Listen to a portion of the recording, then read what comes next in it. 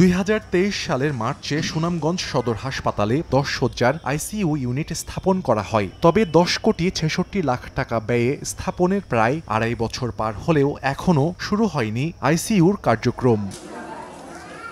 এতে হাওড়া অঞ্চলের রোগীরা বঞ্চিত হচ্ছেন নিবিড় পরিচর্যা বিভাগের সেবা থেকে। সংকটাপন্নদের পাঠানো হয় সিলেটে। এতে বাড়ছে চিকিৎসার খরচ। অন্যদিকে পড়ে থেকে নষ্ট হচ্ছে আইসিইউ ইউনিটের মূল্যবান যন্ত্রপাতি। হার্টের সমস্যা নিয়ে আসেন, তাদেরকেও উসমানীতে রেফার করে দেওয়া হয়।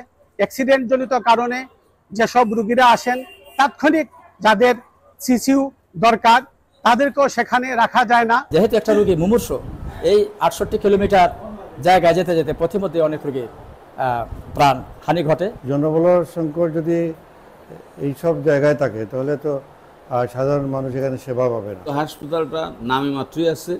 ইমার্জেন্সিতে গেলে যে কিছু ট্যাবলেট দেয়, প্যারাসিটামল, নাফা, যেটা কমন, এইগুলোই কোনো ওষুধপত্র সঠিকভাবে সরবরাহ করে না। হাসপাতাল কর্তৃপক্ষ বলছে 66 জন চিকিৎসক পদের বিপরীতে কর্মরত 32 জন, আর 261 জন নার্সের বিপরীতে আছেন 141 জন। অন্যান্য পদেও রয়েছে জনবল সংকট। আইসিইউ ইউনিট চালু করতে সংশ্লিষ্ট দফতরে বারবার চিঠি দিয়েও মিলছে না জনবল। ফ্যাসিলিটিস আছে, বাট ওই ডাক্তার না থাকায় আমরা এটা চালু করতে পারতেছি না। সরকার যদি প্রয়োজনীয় জনবল সরবরাহ করে তাহলে এটা চালু করা সম্ভব। সুনামগঞ্জ সদর হাসপাতালের বহির্বিভাগ ও অন্তবিভাগে প্রতিদিন চিকিৎসা সেবা নেন গড়ে 2500 রোগী।